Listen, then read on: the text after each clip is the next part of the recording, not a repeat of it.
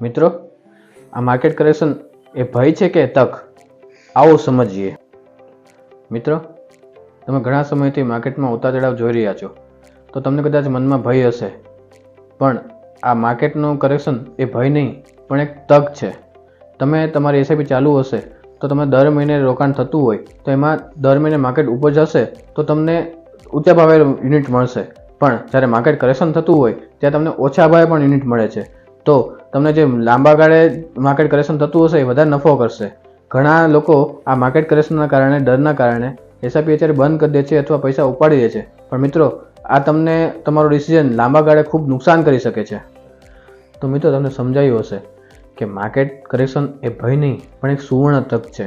તો તમારી એસઆઈપી જે છે એ લાંબા ગાળાના લક્ષ્યોને ધ્યાનમાં રાખીને ચાલુ રાખો અને માર્કેટની ચિંતાથી મુક્ત થઈ જાઓ. તમારી એસઆઈપી એ લાંબા ગાળે તમને ખૂબ પ્રોફિટ કરીને આપશે. તો મિત્રો, જો તમારી એસઆઈપી બંધ હોય તો એને કન્ટિન્યુ કરો.